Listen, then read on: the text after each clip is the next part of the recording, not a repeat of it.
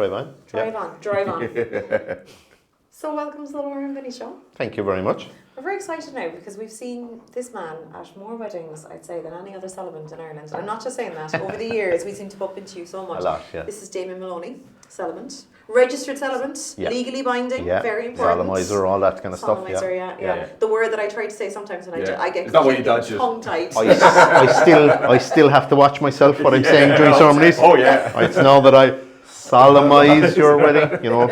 Strange. I'm not marrying you. I'm solemnizing. Solemnizing, Solemnizing. One of my buddies said when I put up my my Facebook page, he said you're a spelling mistake away from being a sex offender. And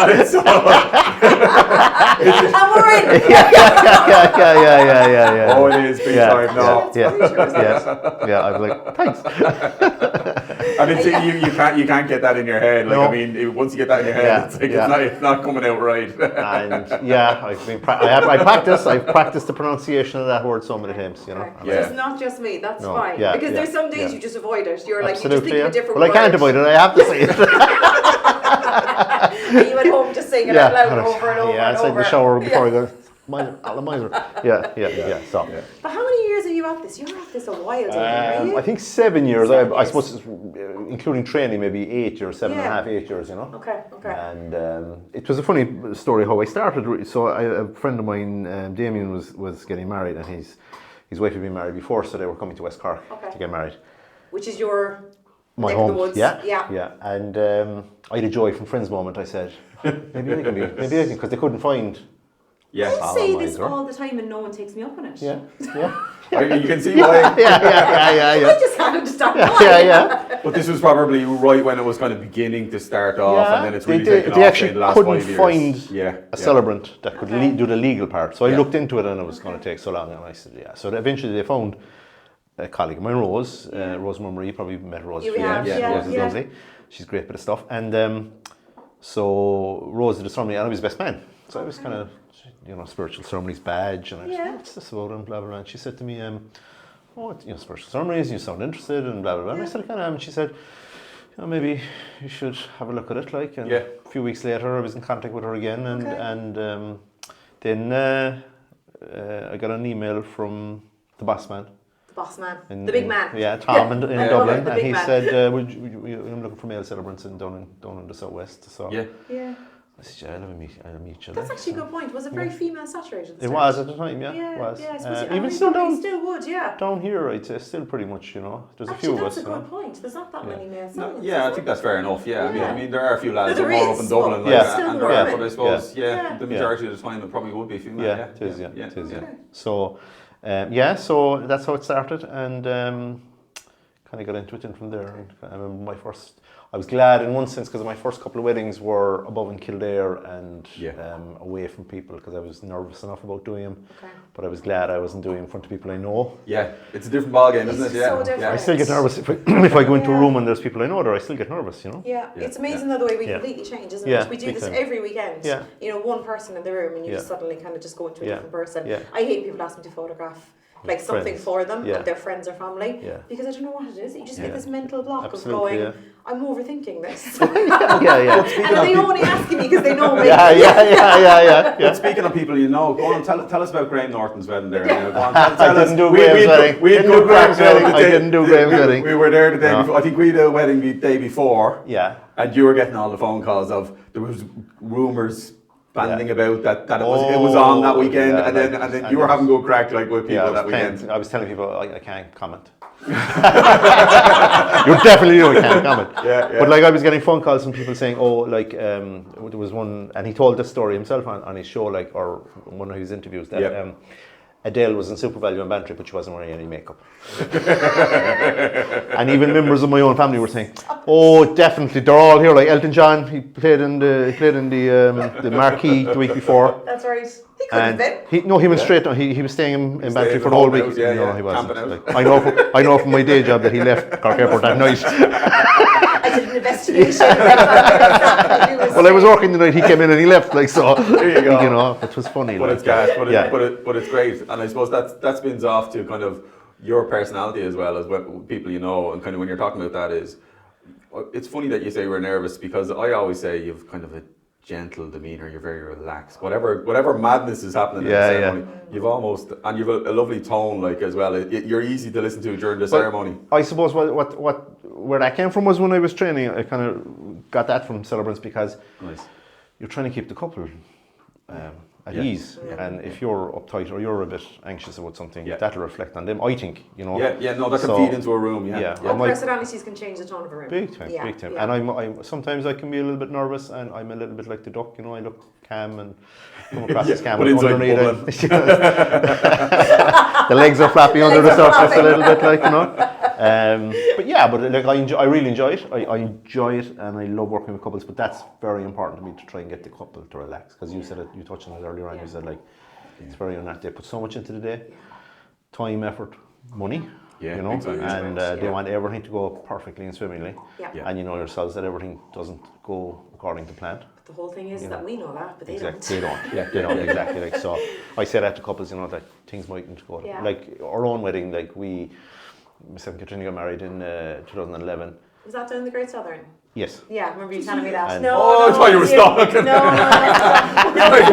what sort of research have you done? Yeah. We were in the Great Southern, and we were talking about how nice it was. Okay. And then you were like, I actually got married here. Yeah. And we got a harpist to play at the drinks reception. Lovely. Met her it was the Malton at the time, met her in the Malton. Spoke to her about perfect. The day before, met her in the Malton. Okay. The day of the wedding, then we were off doing photographs and all that. David, Fawn, you know David. We actually only bumped into David in the Great Southern. He was a guest at a wedding. It's a very small. I swear that was like 2 or 3 weeks ago. And we came back to the Malton, or the Great Southern as it is now, and Katrina said to me, like, "It's really harp music." I didn't hear her say, you know. Okay. And then following. It's a big place. So big place, could have been in a corner. Yeah. So the following day, when we were settling up, I was talking to the Emer, who was the wedding coordinator there at the time, and Katrina said, "Is it harp?" And she said she never shut up. Stop. Okay. So then, that's unusual. Yeah.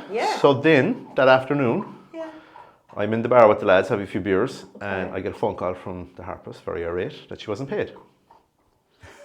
Okay, I'm so confused. Well, you weren't paid because you didn't show up. She said, "I beg your pardon, I played for 3 hours." Tell me she didn't go to the wrong wedding. She went to the wrong wedding. Stop it. She went to the Brehon. The poor girl. Stop it. And the Brehon were probably... and they had a wedding, and they had lovely harp music for 3 hours. I say there was a harpist and a guitarist, like, battling off. I'm louder than you. Well, when I told her, like, you could, like, there was kind of, I won't say she wasn't cross. She was a little bit cross, I suppose. She wasn't giving out or anything like that. And then I said, "Well, you didn't play at our wedding." She said, "I did." She said, "I played for 3 hours and I arrived at the Brehon." I said, "Well, our wedding was in the Malton, where we met you and where we discussed 2 days ago, where we met you." And you could just hear the pause. Yeah. She said, "Oh my God, I'm so sorry, I'm so sorry." So whoever the other couple did a lovely harp. But that's one of those epic stories where we all fear that we go to the wrong place. Whether you just start driving and then you're like, "Oh no, we're not going to that town first. The church is somewhere else," or whatever's going on. It's like you could end up in the wrong spot. You could. And there's so many weddings in Killarney on the one day. There could be 12 weddings around Killarney in one day. You could easily. It's like with the churches. There's 2 churches in I think it's in Tralee area, and they're both called St Mary's. And literally, you drive up the road, and on the right hand side of the road, there's St Mary's, and on the left hand side of the road, there's St Mary's. And they're both Catholic. And they're both Catholic churches, and they both do weddings. So there's a lot of days you're driving up the road, and you're looking at the window going, "Where the flowers? Those dresses are green. They're my dresses." Yeah. The fear of it, though. Neil in Fernhill one day, like I went down, and I always land around an hour early, you know. And I landed, and just as I was parked, I got out of the car, was there no one around really. And Neil was walking across, and he said, "Hey, Jamie, what are you doing here today? This is the wedding." There's too many of these stories there. And he said, "Oh, we've no wedding here today." And I was like, "What?" Open the bag. He was just a guest on arriving. Hadn't started arriving. He was only bought Happy Meal. Like, I nearly had a heart attack. He'd have to know you well enough. Yeah. No, I have a developed made of a videographer, and when he knows he's working with a certain guy, like he'll try catch him out in some way. Yeah. And the odd time it's going to go against him someday. He'll text him the day before, going, when you arriving at the bride's house, like, are you coming or what's? Where are you? Like, same thing. I know full well it's tomorrow. Like, it's all our fear though. Like, we're all so organised and we're all so on it. But I genuinely still, I have nightmares where like I'll dream about I've gone to the wrong place on the wrong day, or I'm at home when the phone rings and they're like, "Are you not supposed to be here?" And I'm but it's all completely irrational because it's never happened to me. Never happens. And between the two of us, we both make the mistake. Then there's a problem. So what I do, and it's more for myself than for couples, is I text them the day before and I say, I give them a few tips and have a nice day and take a few moments to yourselves and blah blah blah. That's nice. And then I'll say at the end, and I'll see you at the top of the aisle in the location at the time, So you're not really that friendly. You're just checking. Just checking. It's for me more than them. Like, to be honest, But the people make huge changes at weddings. As in, like, I could speak to them, say, 2 months before the wedding, and they're telling me that, it's this location, it's this time. And then we could get on a Zoom call, say, 6 weeks, 4 weeks before the wedding, and you'd say, so we're having the ceremony here, and it's outdoors, and it's this. And they go, I'm so sorry. So we've completely changed location. Sorry, did I not tell you? Or especially in the morning, they'll change where they're getting ready all the time, all the time. So you have to keep. You're right. You have to keep checking in. And speaking of outdoor weddings and locations, there's a lovely photo. Done more, And like, so the business cards. Look at this. That was actually one of my favourite outdoor ceremonies. Yeah, it was brilliant. It worked out. And we actually did her brother's wedding. I did as well. You were there. I did the ceremony as well. And in the Great Southern. In the Great Southern. That was when that chat was. And then speaking of cards, Damian, you're too good, but you're keeping this going on. So this is probably going to go out in about 3 or 4 weeks. So Laura's birthday is probably it's finished. Now probably May. This is going out to my birthday. Like, Laura's going away. We were slagging her last night on a pre-podcast that she's dragging her birthday even further out. She's a couple of days next week. You only turn 21 every so often, like, This is true. I'm totally fine with the whole 30 thing. It's weird. When I turned 30, I was a bit like, oh no. Like, I don't want to leave my 20s, but I don't really see the difference between 30 and 40. You're happy middling. I'm so immature, it doesn't matter. I'm turning 50 in 2 years' time, so I'm not thinking about that. Wouldn't have given you 50 now. Thanks very much. There you go.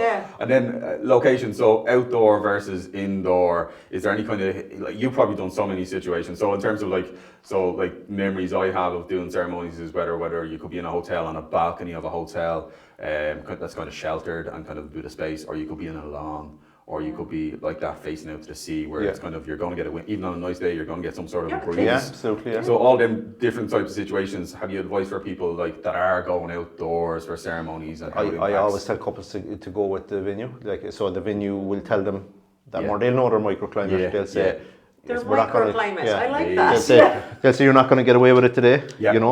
Or it'll dry. And I've been in hotels.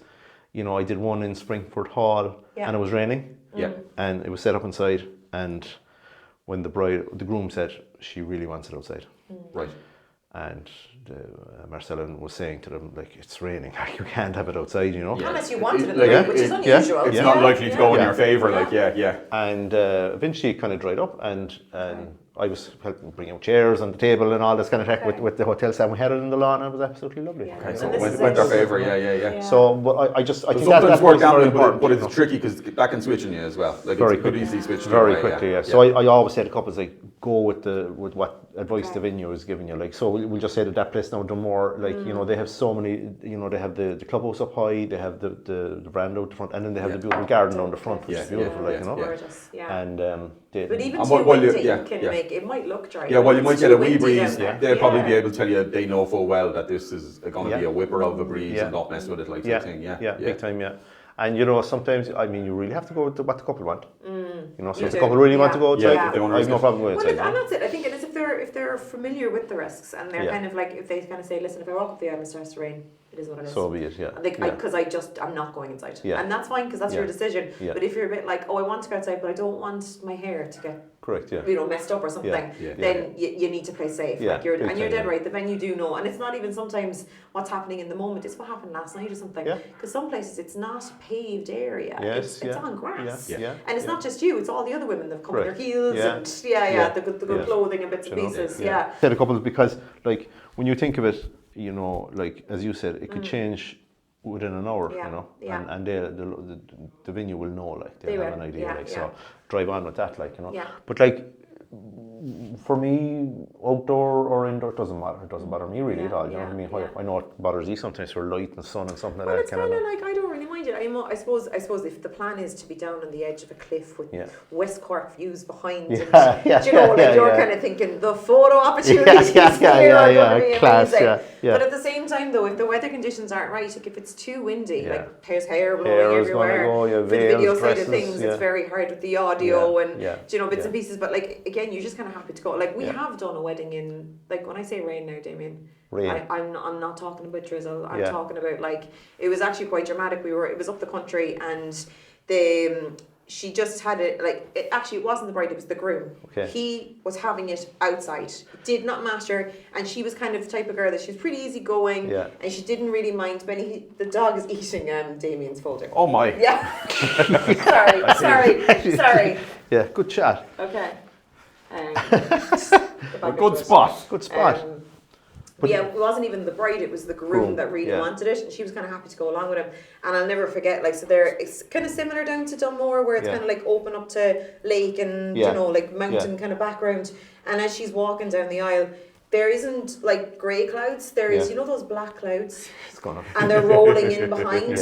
And you know, when the thunder starts banging, you're going, this isn't going to be a small shower. But they did it in the rain. But it was like, so for us, I'd never bring a change of clothes to a wedding. Why would I bring a change of clothes to a wedding? To my underwear. Absolutely drenched to the skin. But if we got that wet, like she had 7 bridesmaids and they were all trying to fit under one umbrella. It was absolutely, but it was something that we talked to them afterwards about, and they were like, but you know what, the memories. Like and the photographs were different. They dealt with it. They laughed at the situation. The guests laughed at the situation. I'm sure there were some people that were put out, but it was kind of like they went with it. They made that decision. What happened, and they didn't. They didn't then flip back and kind of like let it run their day. Totally. But I suppose when you're outdoor as well, like there's little things that we see. You kind of laugh at these situations when it comes to like if you're doing candlelighting and all those bits and pieces. It's probably a bit of advice there. I always say lanterns. Bring lanterns. If you're stuck, text me, I'll bring lanterns, you know. But the amount of times you'll go to places and you know, it's not happening. Well, we have lanterns and then there's no lanterns. You're actually in the hotel then and you're you know. And for candlelighting, is that something that's sticking around all ceremonies now, or is it kind of like are some people begin to drop it? I suppose it's actually kind of a very traditional Irish thing, you know. It is. And I say to couples like, you know, every wedding you've ever gone to, you've probably seen it. You know, so it's tradition, and the other thing I suppose with spiritual ceremonies is, I suppose traditionally at church weddings the mums brought up the gifts so people could look at their fashion and their hair and their makeup. That's right. That's a good point. Whereas you can include the mums in this, you know. Well, it's not to include. I never realised. Sure, you give them the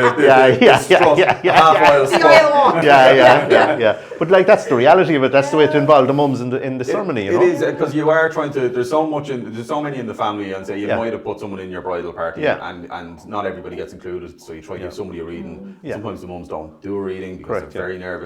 So it is kind of like if it's a small action where they can kind of keep to themselves and do it gently. It is a nice thing. I'd always suggest that, like to them again. Totally up to the couples what they want to include and not include, you know. But I would say a lot. I would say the vast majority of the weddings I do include candles at the start. You know. And what's the other elements then you'd say that are like? I know there's loads of them. We don't have to list them out, but like you know, like I suppose for people that are trying to, I suppose there's really obvious ones. So like everyone goes, there's sand pouring. You can do that with the kids, and it's lovely. Or if there's no kids, you can still do it yourself. And there's hand fastening. Probably see that almost as much as you see candles nowadays. But you're starting to see. We're starting to see like slightly different bits and pieces. I don't know if have you seen any of the, like we had a food tasting one there. They were eating food. Did you ever see that? They were eating food. Right, it was hilarious. I'm a messy eater like that. I can imagine like. You don't get to eat. They picked extreme things, but they actually did it before the vows. But I think they realised in the moment, this kind of a giggle of, the big moment's coming. And we've just had a load of this. Don't want any parsley in your teeth or anything like that. But it's great though that are actually starting, or like, you know, the love letters. Do yeah. they do that? And That's right. Yeah, it's nice. Kind of thing. Like, there's something different. That's nice, as well. And that's becoming popular as well, like, you know. Yeah. The other one, I suppose, I've had a few times is whiskey blending. You see, so they get two different casks of whiskey. Only once, remember? Yeah. And they actually kind of put the last bit in and close it off, is it? Yeah. And then I had a... Actually, wasn't you with us? Was it down in Blackwater Castle? Blackwater Castle? No. It was, I think, yeah. It was, I think it was. Because that's the only time I've seen the whiskey blending as well. But that is clever. Yeah, they wanted to go outside and it rained and we ended up inside and they had the little barrel in that long room. That was you, wasn't it? Yeah, I think so, yeah. We'll just presume that every wedding was Damian. It was. It was.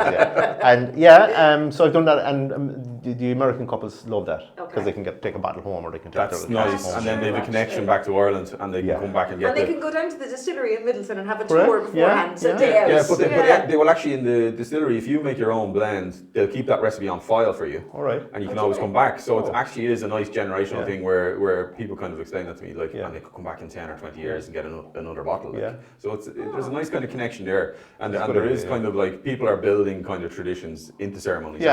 Little quirky twists. And it's nice to throw in a tradition. Big time, Beginning tradition even. But I'd say you're along the lines of you can not do what you want. Obviously, there's a fine line between what's appropriate, what's that's not appropriate. And certain things have to happen in a wedding ceremony. So like I had one couple who asked me, texted me about a week beforehand, what size cape I'd be wearing. Were they joking? No, was it? That's what I thought it was, like, you know. And then they rang me and they were pretty alternative and they kind of said, oh, no, you're wearing a gown, like a black gown. I said, no, I wear a suit, you know.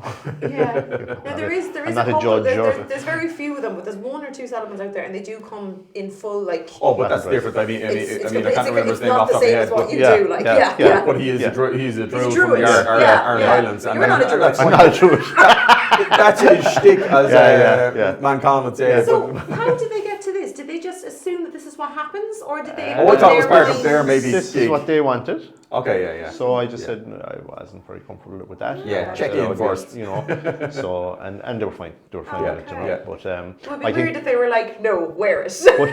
But in the ceremony itself, then I remember the bride's mum coming in and the groom's mum and dad coming in together. Yeah. And they came in the door and they almost let out a sigh of relief when they saw me. Okay. Oh, because they probably didn't know what they expect, you know. All the ideas, you know. They probably never been to one, like outside of the church. Okay. So both of them were going, and you're a human. You know, but they were a great couple. They were great fun. You know, they were great fun to deal with. Like, but when I said that, they were a little bit kind of. I said, oh no, I'm after disappointing him here or whatever. Like, but they were perfect. You know? They're okay. But I think there's a fine line between disappointing someone and then wearing a cape. It's a bit of fun, and if someone has a team or a twist, it's like if they check in with you. We would probably all be reasonable if they kind of explained it, but again, it's kind of there's a difference between by the way, your cape's coming in. Sacrificial. That's the way I felt that, you know. But anyway, it's fine. And I suppose one thing that kind of sticks out to me is kind of you are very relaxed and laid back, but something as simple as like the seating. I don't think you're too stressed about the seating, or do you have a preference? Like if there's a venue where there's loads of space, some people come in and kind of like they sit to the side or whatever. But you'll go with the couples. I'll go with the couples, And I like what I'd say to couples when I talk to them. You know, I say the front row. You know, if bridesmaids, if you have a big bridal party, you know, there's usually 4 or 5 seats. If you have a small bridal party, one person, maybe have your parents or brothers and sisters sitting up in the front row. Start bringing family forward. And I said after that, people sit wherever they want to. You know, it doesn't bother me at all. You know. And where the couple sit as well, you're not overly like whatever works in the space. And sometimes you'll have photographers who come in. Oh no, we want the seats X, over here. Z, yes. So, you know, you know what I mean? Whatever works. And the reason why I say that is sometimes we see celebrants are like, oh, they're doing this, and the couple are like, oh, we really kind of like that area, or we have a flower display and we'd like to sit in front of the flower display, or whatever. So, but you're very flexible, and I suppose in general, whatever's going on in the ceremony, other than capes, you're pretty much going. You're very kind of easy going in that sense. And that's, as I said, like, you know, when you're like that, it reflects on the couple, and they might help them relax a little bit, you know what I mean? So, and a lot of people, they put a bit of time into it. They'd be getting little maps out. They'd be sending me, like, this is the seating arrangement for the ceremony and stuff. And then I go in and, like, he's there. I'm just trying to sort something out because they're moving everything around. Try not to, though, because there's actual written maps. If she walks in and sees the chairs are moved, I don't think she's going to be overly impressed. One of the first weddings I did, I was getting emails from the bride. I think she thought I was a wedding planner. Okay, good. Hair, makeup, bridal dresses, bridesmaid dresses, flower girls dresses, coloured suits, you know, and I was getting 3 and 4 emails a day. Was she asking you advice about it? Or was okay. And I had to how was your dress knowledge? I mean, I'd scroll up this week. I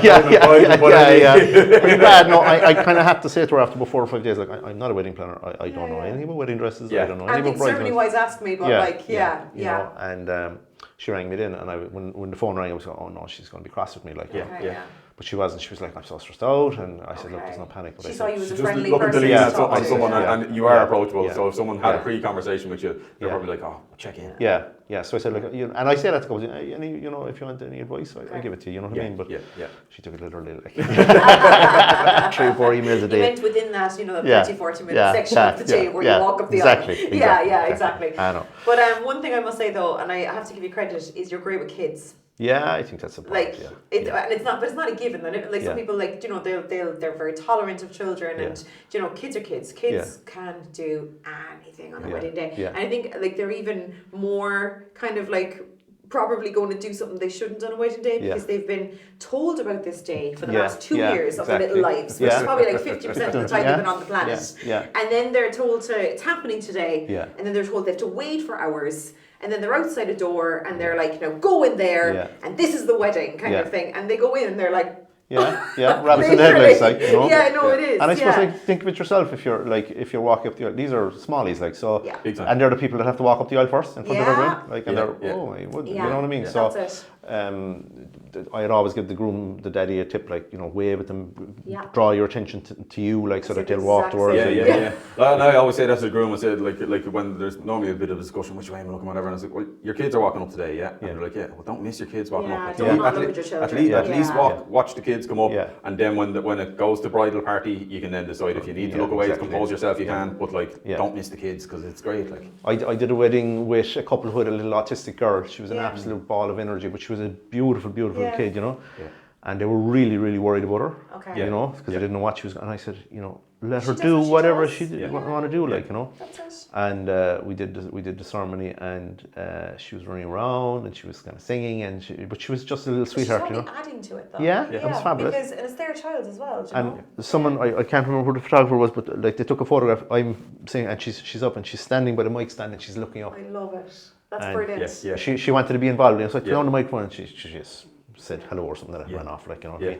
But the couple afterwards came back to me, and she said they said like that they were so relaxed with me being relaxed, and then with me being relaxed with the kids. Like, kids are going to be kids, so do you know what I mean? Puppies will be puppies. Puppies will be puppies. But that's it. It's responding rather than kind of being too rigid and kind of like, but I'm doing my reading now. It's being flexible to, or if something needs to be fixed. It's all about being able to adapt in the situation. And again, it's like you're the calming influence on the day when everyone else might just be a bit of out of body experience. And it's not rushing things as well. It's kind of like if the child needs a moment and you're going to include them, that's now unwritten part of the ceremony, and it's probably the part they'll cherish, and people will talk about for the rest of the day. Do you remember when you know this happened, and then the celebrant was so good to give them the microphone, and do you know, like, or even little things like when they're signing the register, you're always like, if the kids are in a good form and they're around, you're like, come on over and sit in your mom's lap. And if what I do sometimes, if the kids are a little bit older, we sign the register, I'll get them to sign as well. Not the register. Sign a piece of paper. I got lovely photographs of you doing that. I didn't want to say it because I didn't know whether it was something you wanted to tell people about or not. But I just think, and that's just called on the day. I'd say to the couple, kids to sign. It'd be lovely idea. It'd be a nice photograph as well. But it is lovely, and it's kind of like, I think with kids as well, like the mistake with children is to ask them to perform for the camera, or you stop doing that and smile for the lady, or sit down still, or telling them what to do. Whereas if you give them an activity, they are sitting down still, but they just don't realise that they're doing. Or in the moment, if they say, no, I'm not signing that, it's okay. Leave them. Don't be like, you must. Exactly. Because it's like you say, walking up the aisle, if they really don't want to walk, don't torture them in that moment. It's okay. You want them happy. The last thing you want to do is crying children. And if they are upset, it's okay if they leave the room. That's no problem. I did a wedding recently around Christmas time, and it was above in the woodlands in Adare, and their little daughter was their flower girl. And I was above, and the bride and groom were here, and everyone was looking up this, and she was just sitting in front row, and she had the biggest smile. She was so happy looking, like she was like the cat who got the cream. Like she was like so excited, but she was just so happy. Like it was, you know, it was fabulous, you know. And I said, lads, you should see the face in this little girl here, like she's that. And then we did the signing with her, and they did a sense for me and stuff like that, like. But like. In the photographs afterwards, they sent me a few photographs. Like you can just see the joy in the child's face. Like it was just I was blown away. It's amazing how they actually grasp the gravity of the day, I suppose, and you know how important it is to their parents. They're almost like they don't understand, but they understand. Correct. Does that make sense? Or whether it's a smile or it's whether they're super emotional, but they're so young, and you're kind of like thinking, but like actually they're feeling that kind of energy and that positivity and that connection, extra thing that they kind of they're putting that across. Like it's lovely. Like, it's great. I had a couple where the bride started crying.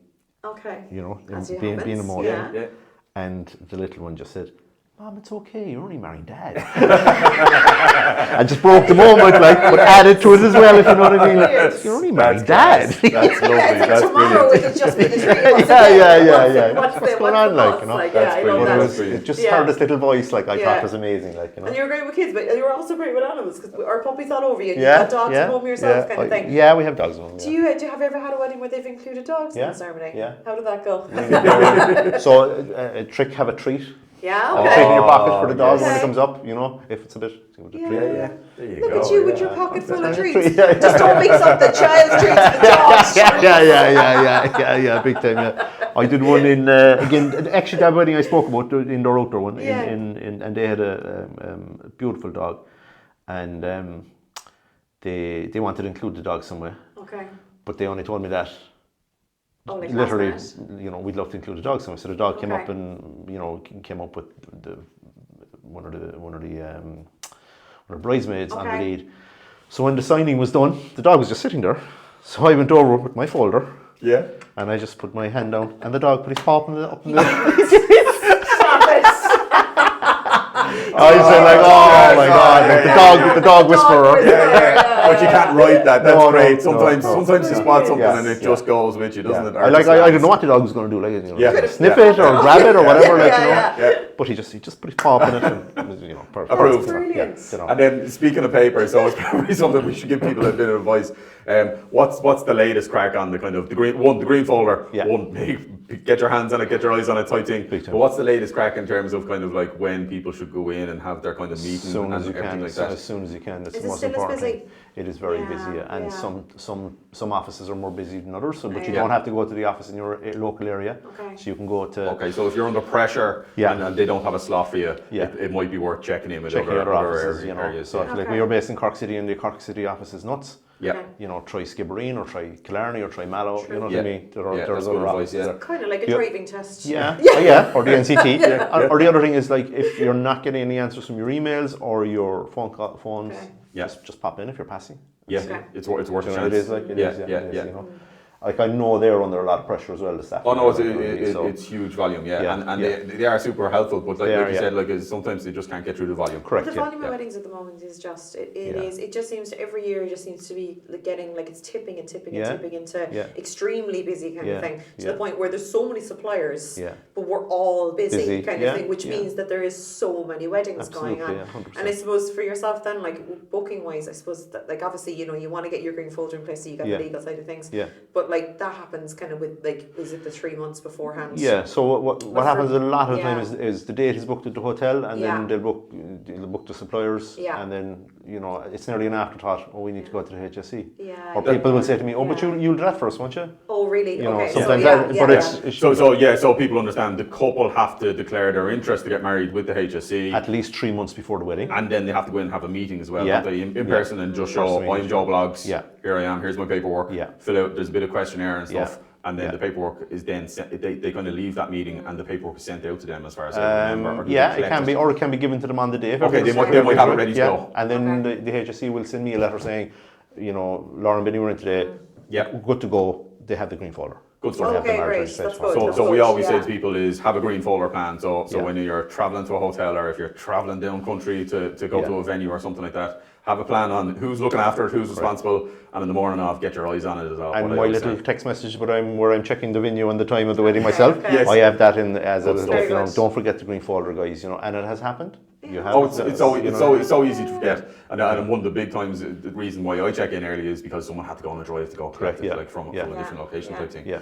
And then, so they sign it on the day and they have to have witnesses. 2 witnesses, Do they have to declare those witnesses? There's a bit of flexibility beforehand. Yeah. So you give your both your names, name your 2 witnesses, and the name of the solemniser. Solemniser. Hey. Right. So, but, you know, God forbid something happens to me, and it has happened. That's right. I was in 2021, both my parents died.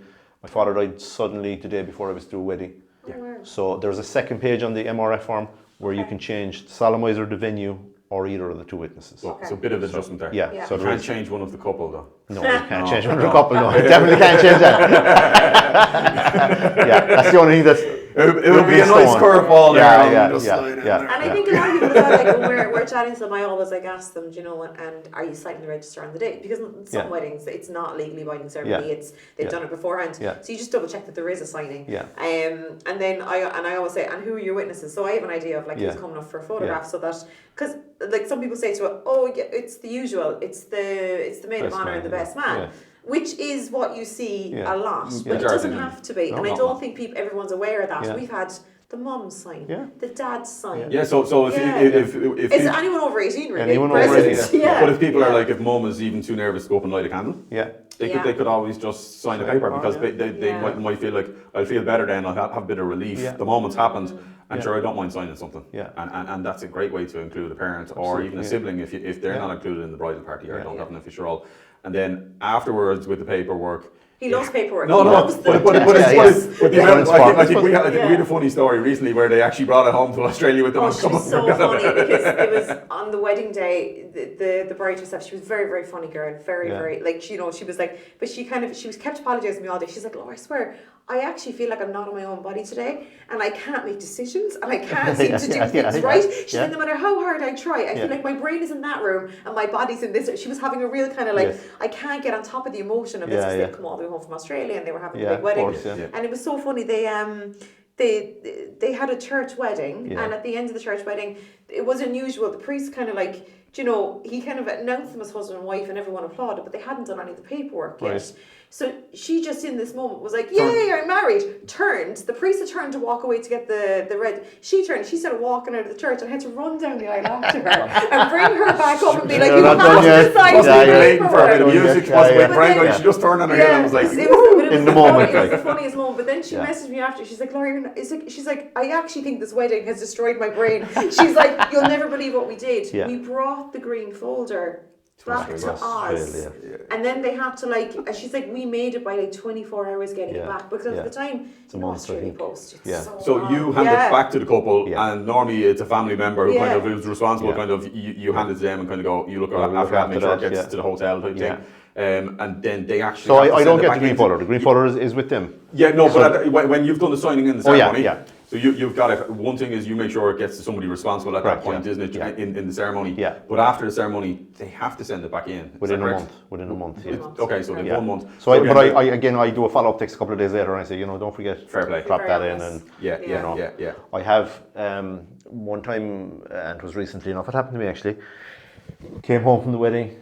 Had done my green folder, given the green folder to the best man, all the thing, and 2 days later the groom rang me and he said, "Damian, you don't have the form. We have the green folder, but there's nothing in it."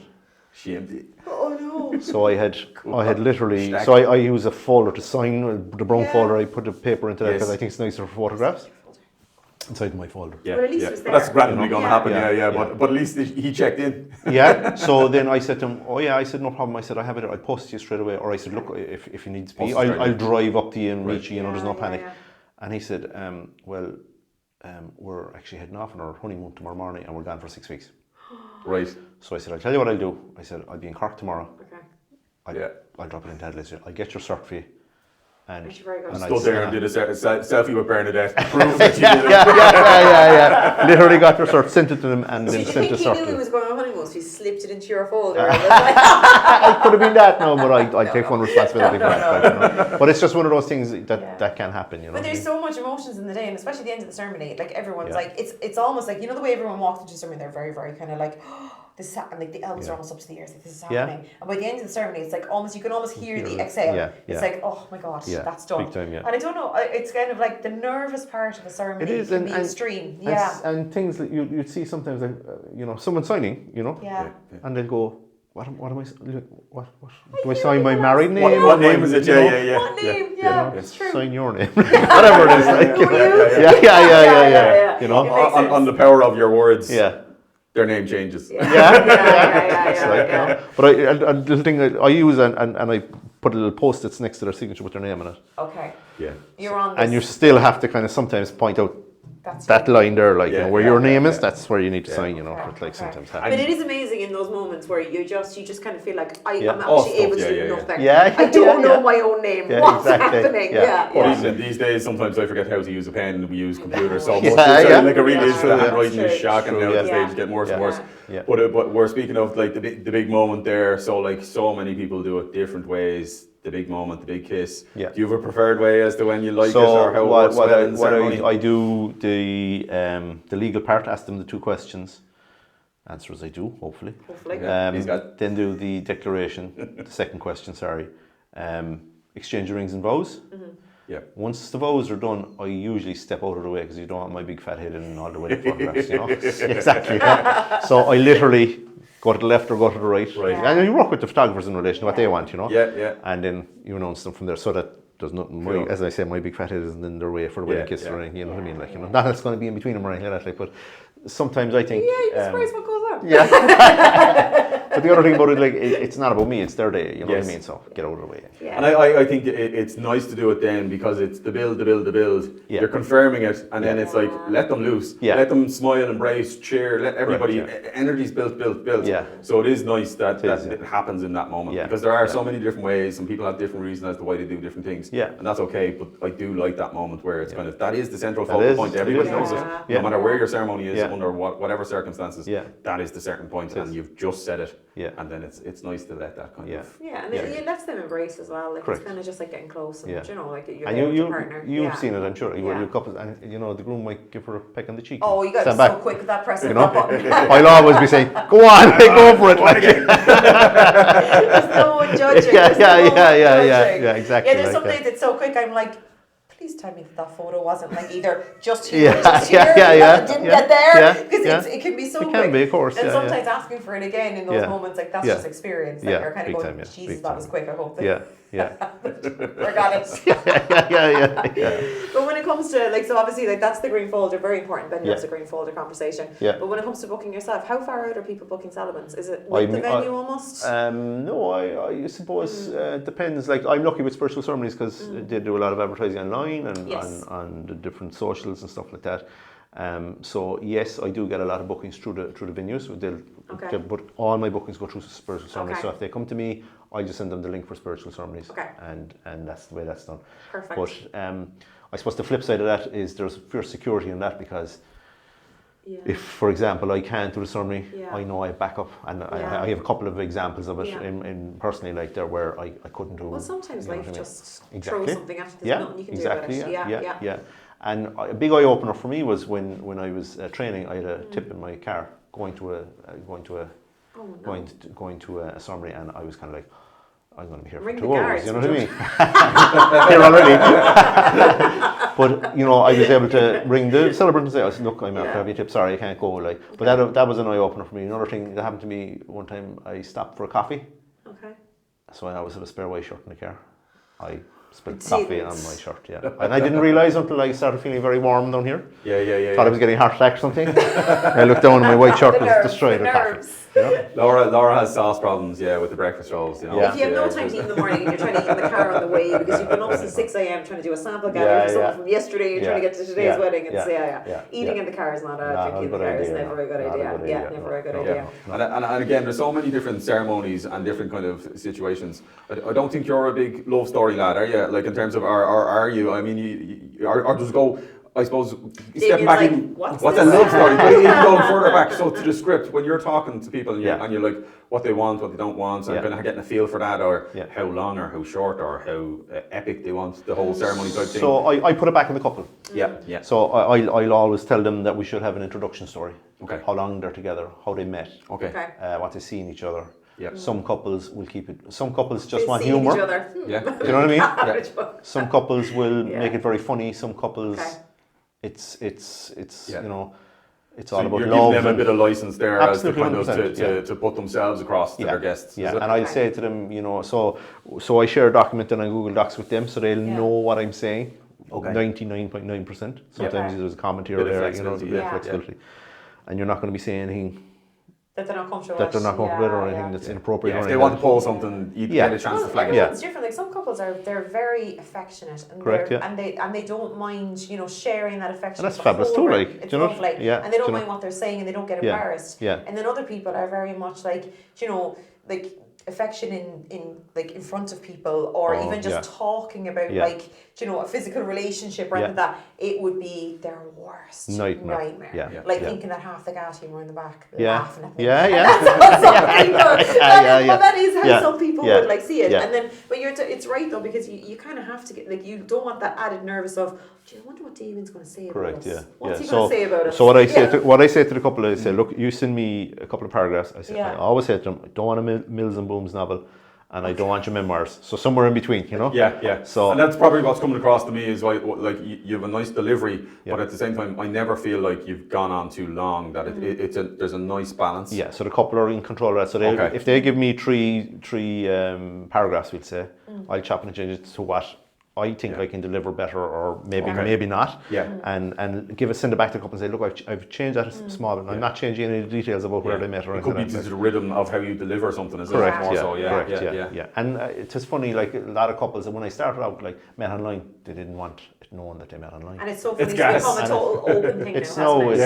We met online, you know. Or you get the sneaky, when it started off, there was the sneaky joke of, we met in that bar at Plenty of Fish, and half the room was laughing, but the auntie, uncle and grandmother don't know what it's happening.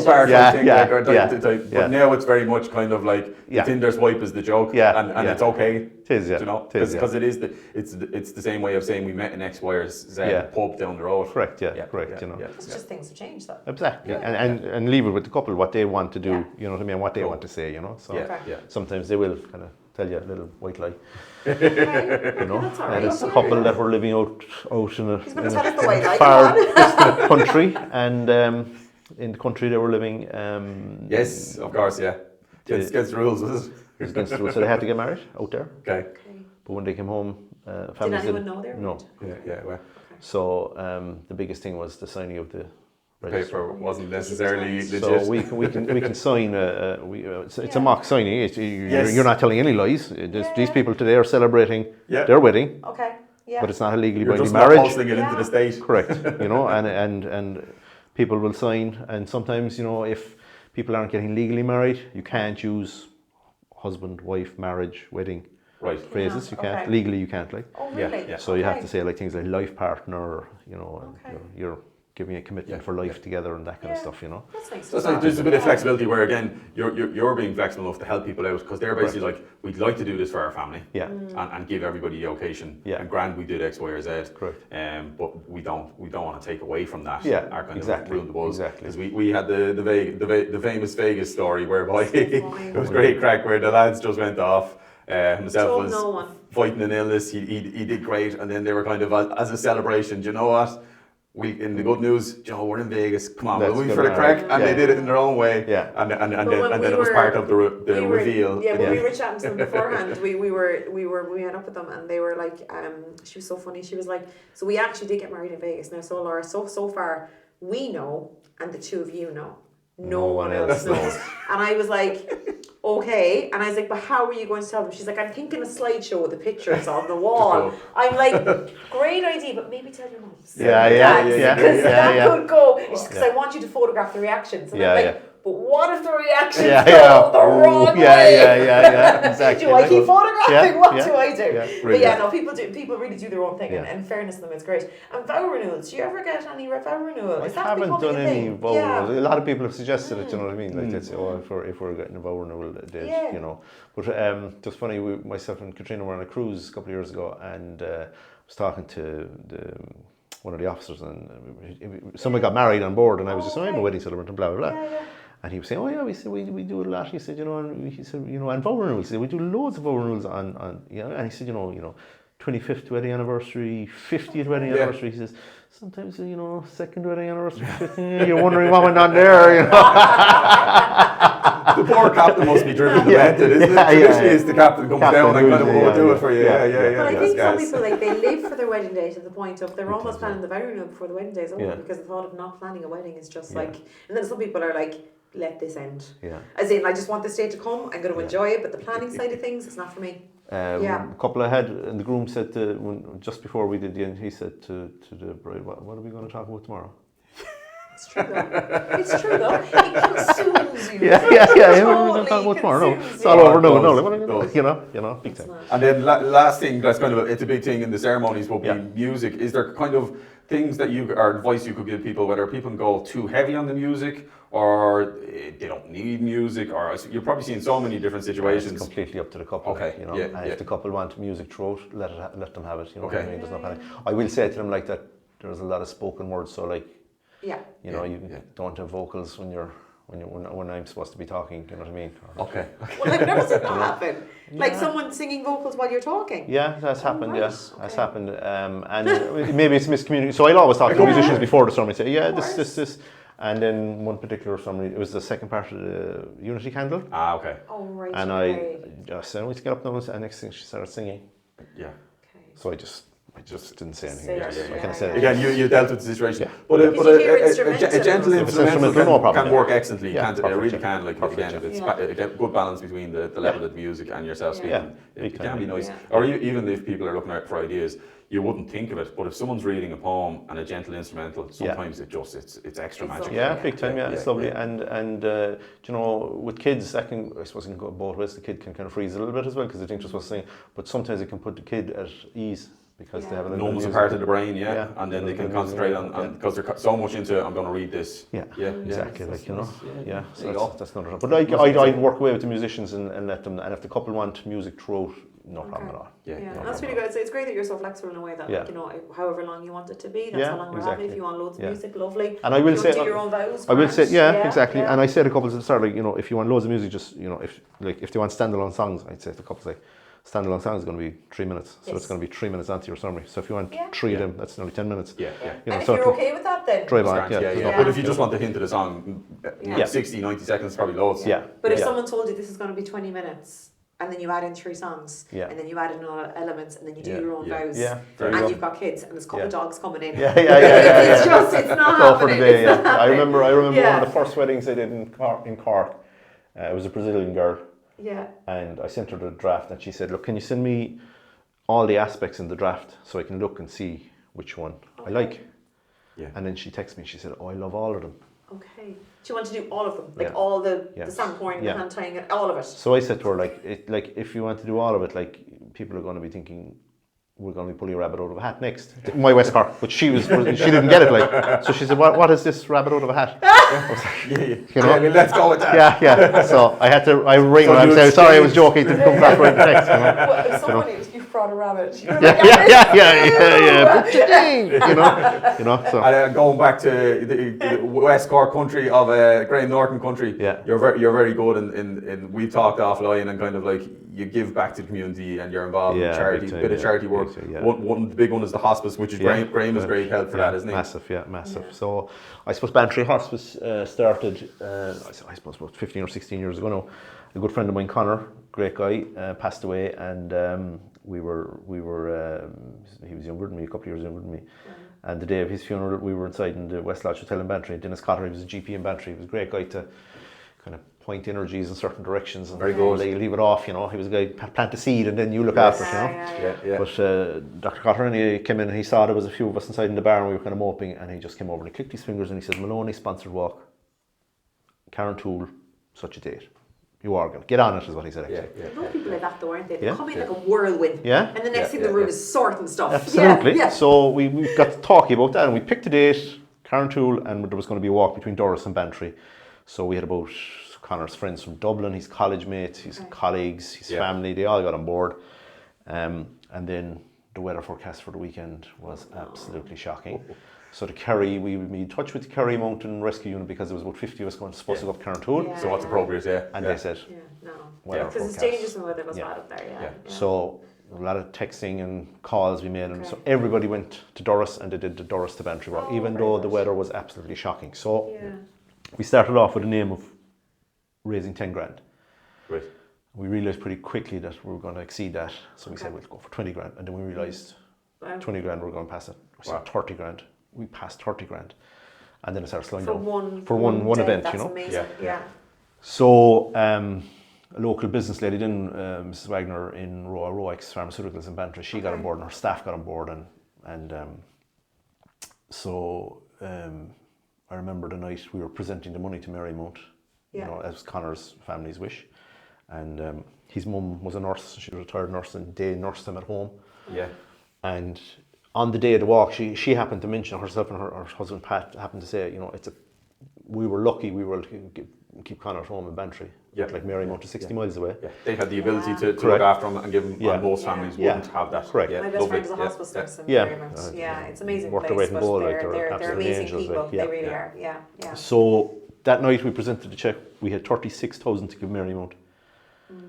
And again, Dr. Cotter said to me, Dennis, he said to me, I love this Dr. Cotter who he's just one of these guys, you know, and he said to me, he said, make sure you say you're disappointed you didn't get to the 40,000. I was saying, okay. I was saying, obviously he's a reason for this, but anyway. So I said, and I went through like that. We were hoping to get 10, 20, 30, you know. And I said, we're disappointed we're not giving 40,000. Mrs. Wagner stood up. She said, I'll give 4,000 euros. I'll bring up the 40,000. So she did. And when she was giving it to the CEO of Mary Mount and Professor, I can't think of his name off the top of my head, the professor down from the oncologist, she said, this is the last money now you'll get from Bantry. She said, we're going to set up our own hospice. And I was like, holy moly, like, you know. Wow. And then, you know, a week later we had a meeting, and no, it's not our own hospice. It's under the auspices of Bantry Hospital. We built 2 units onto the hospital. Mary Mount, West Cork Palliative Care Team are based in Bantry, so the nurses are there, the social worker is there, and the secretary is there within the hospital compound, we'll say, or area. So we built down the room. We pay for nursing training for the nurses that are in St. Joseph's Ward. We also help other organisations like Our House. They opened a house in Bantry. We pay for their rent for the first 4 years. Wow. You know, Cancer Connect are a big benefit of Bantry because people are travelling a lot, you know, so we try, we've done a few fundraisers with them as well. But we've raised, I think it's over 1.6 million euros now. Are you serious? And Connor's dad, Pat, is our treasurer. He's a retired bank manager. We still have more or less the same core people. Mrs. Wagner still involved. Joe Keane is our secretary. From the very start, we've kind of the same core. Yeah, it's still that generation. And I think what it stands to is it's the power of the community that they spotted it, but like to actually come forward and do action, and actually to not just kind of to moan or kind of talk about something, to actually put action in place, and that the power of the community wanting something and being able to achieve it, and probably to lean on different bodies and go, we need this, and we're going to push it in the right direction, and we'll get support. Well, I suppose we were lucky. Like Dennis Cotter was brilliant, and Mrs. Wagner is brilliant. You know. And actually, Dennis Cotter passed away from cancer. He wasn't in the palliative care wards. I'm not sure if he was or he wasn't. One of our other board members died in the palliative care ward. You know, but I remember having meetings with the HSE in Bantry and the management of Bantry Hospital and with Mary Mount, and going into the meeting positive and leaving kind of going, oh, you know, we're taking 2 steps back here, like. But you're dealing with a massive entity like the HSE. It's all red tape, though. It is. And then you know, we had a couple of meetings with them, and we felt that we weren't progressing any further. Okay. And to be fair to the management, and they were all on board, but there was just so much, as you say, red tape, you know. Yeah. And then we had a guy come into a meeting, and he just literally the following meeting, he had plans drawn up, and that's where we went from there. You know. Yeah, when you get the right guy, that can really get. That's a great story. That went from, you know, a very sad, like you know, the happening, to a kind of a half comment of up Garrington, you go and get a bit of fundraising done. Here's a hospice set up. That's amazing. That's what Dennis used to do. He used to point you in the right direction, like, and you know, I suppose we're very, very lucky that we have such a great service in West Cork, because we are like 60. I know if you go down the peninsulas, you're further away from the, you know. Exactly. But we're helping other hospitals now. Skibbereen Hospital are hoping to build new units. We're hoping to assist them, you know, with guidance and help and stuff like that.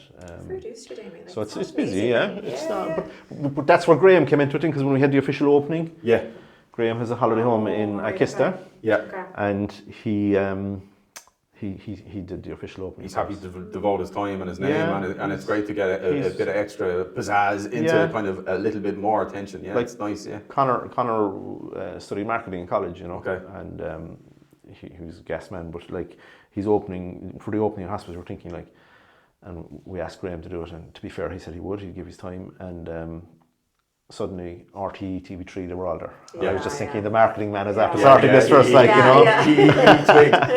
But that is something like that's great, just to get a little bit of extra attention and just to help it again to continue on in good and light. Like, for example, when our house opened their house in Bantry, he did the official opening for them as well, you know. And we had another charity I'm involved in, the HSF. We had they had their 150th anniversary in the embassy in London last year.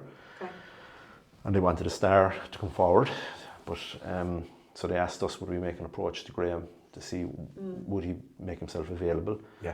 And they said they'd give us a fairly substantial grant if Graham would do it. Great. And when Graham heard about it, he gave up his evening. He's a great man. He's brilliant. That's good. That's fair to him, like, you know. And you must be a devil for red tape if you're a trustee in HSF, and as a trustee, there's huge onerous. I'm still a recovering accountant, is what I joke about. So I've been in the board meetings and the amount of regulations and everything like that. And it's good to be an honest soul in those situations, because it's a big responsibility as a trustee, isn't it, to make the right decisions and make sure everything's working. I suppose we're lucky in the hospice, our hospice project. Every penny that's raised goes into the services. There's no administration, there's no wages, you know, nothing like that. How we're lucky is that Mrs. Wagner in her team in Royal Roix, she has all her staff on board. So she has an accountant. He goes over our accounts. No, Pat is brilliant. Pat, our treasurer, is brilliant. Like, so, Michael goes over the accounts for us. You know, Deloitte and the accounts are audited and stuff like that. But we're haunted that way, like that they look after the administration side of it, really. Mag's there at reception, and she's the amount of work she does, like, and on top of her day job. Like, some people are just saints in life, though, aren't they? Very good. Just like they give up, they would give you every second of their time if they thought it would help someone else out. Big time. And I suppose I've always been civic minded. I got that from my parents. You know, my father was involved in different charities and stuff like that growing up. Like, so I was always, and then I was involved in sport. I was absolutely useless. But I kind of realised earlier on that I wasn't going to be playing in the Premier League or playing for Ireland in rugby or anything. But so I kind of got into the admin side of things. You know, I was a referee in soccer and a coach first, and then a referee, and then in rugby I was playing, and then I was involved in the admin of the club for a while in Bantry.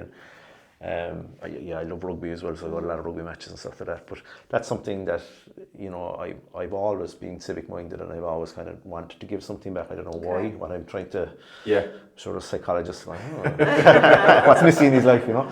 But so it's just something I enjoy, you know. But I think that kind of that's clearly, when you tell that story, that's clearly good natured. But I think it definitely comes across in your ceremonies. But even the words you chose to kind of represent yourself, you're talking about light-hearted and relaxed. And that's all about, you're actually giving, people probably don't appreciate it, but you're giving to the situation, you're giving to the couple, you're giving to the event of the ceremony. And it's kind of like, to choose those words, I think you've come across correctly, like in choosing those words. I think so, and I suppose, look, going back to the weddings, like it's you're in the couple's hands in one way, but they're in your hands on the day, you know. Yeah.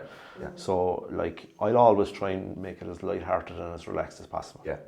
Again, it's not natural for people to be standing in front of all their family and friends. You know. And there's subtle moments. People will say to you, I could meet a groom at a wedding 4 or 5 years later, and he'll say something. He goes, it might seem nothing to you, but you just fix something in the morning. Yeah. And thanks, because it just made everything relaxed. Because myself and brothers were up to the nines, and you just said it's all right. We'll just do something. And basically being able to step in and help people like that in that moment where they're just kind of... I did a wedding, groom, bridesmaid, or groom, best man come down, and they have faces like thunder on them. Okay. So I said, what's after going on into my house? So I said, hey, that's all right. I said, are you all right to the groom? He says, I don't know if I can go ahead with this. Oh my God. So I said, right. He said, we had a blazing row on Wednesday. Oh God. We haven't spoken since. Oh no. He said, I don't know. And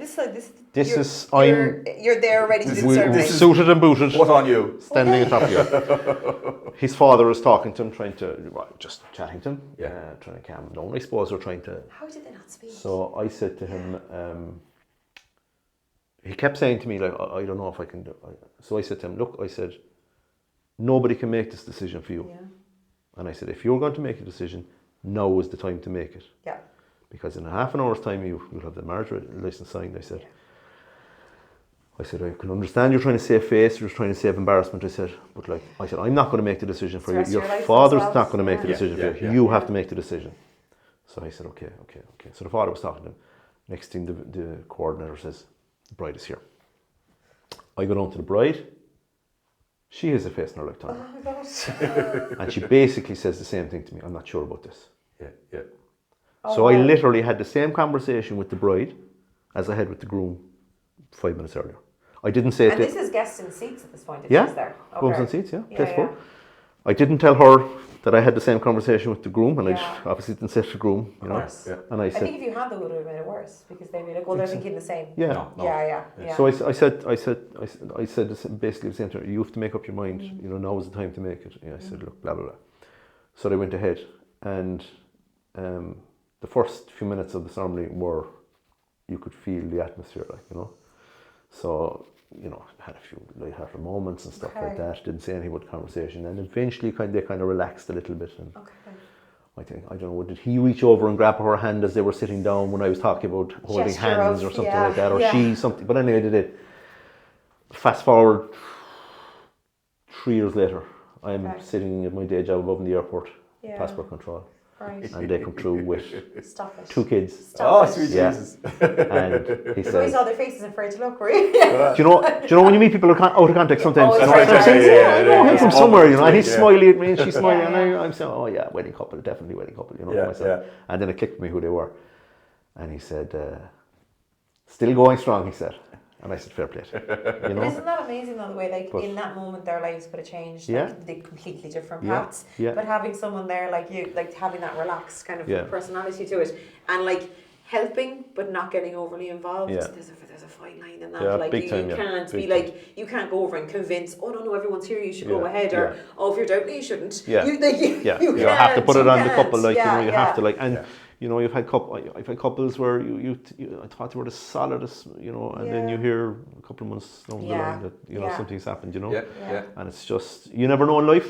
You know, you never know in life. And I think it's good to hear these things as well. And like, obviously, you don't want to be hearing negative stories. But at the same time, though, life isn't all roses and it's not. perfect. And everyone's relationship doesn't wake up in the morning, I love you. Yeah. It's so nice to see you. What can I do for you? And we're perfect. The Instagrammable perception that we're all shown in life that's completely fake. But like, and that's the big thing. So people are living their lives through social media, or think they should be living their lives through social media. They are. They don't know what's going on in the background. You know. And I suppose the way you can spin that into the ceremonies is, your ceremony doesn't absolutely have to be perfect, and if you know something went wrong, it doesn't matter. The 100 lads behind you don't know anything went wrong, and it's like, whether it's the entrance, the exit, whatever it is, that there's a little hiccup in, it's grand, we'll deal with it, and we'll try and make it work better, and you can have a giggle about it later on. whatever it is, like. And you that's the most important thing to try. Again, going back to relaxing the couple on the day, like yourselves, like if you're there relaxed, you're going to have good fun. That's it. I did a wedding above in Limerick, and a million stories. I love this. the groom's football team. Okay. On the way in a bus. Can't start without them. On the way in a bus. I said, great, no problem. Okay. How long are they? They're after stopping in the pub. Okay, no problem. How long will it be? Yeah, it'll be fine. Coordinator comes, Bryce here. Football team isn't. Can't start without the football team. Stop it. Right? So the best man says, they're on the bus, they're on the way, they're 5 minutes, 10 minutes, or 5 minutes, he says. I said, grand. So An Irish 5 minutes. Yeah, an Irish 5 minutes. That's going to be 20 minutes. So I'm back out, and I said to the coordinator, I said, he wants the name of the team. He wants him here. And the bride was, I knew they'd be late, she said, So anyway, she knew. But she was laughing like she was cool, but she said, no problem, we wait. So anyway, next thing the bus pulls up and they come in. I said, get in, Sure, of course, then they're after stopping for a pint. They all have to go to the toilet. So eventually they get into the seats and we start the ceremony. And I said, lads, I've heard about the bride being late, but So the tips we can take from this podcast are make sure you have a green folder plan and make sure the lads think that the ceremony is an hour before it's an hour earlier. Yeah. Especially if they're on a pub tour on the way to the ceremony. Big time. Brilliant. That's a great way to finish. Cheers, Damian. Thanks so much for coming in. It's great. And thanks for sharing all the stories, because I think that helps people, puts them at ease. It makes it feel more human, more realistic, and it makes them realise that they're not the odd person. Correct. That we're all in the same boat. We're all odd. We're as odd as two left. Yeah. Big time. But thanks so much for coming in, Dave. No worries, lads. No worries. Thank you.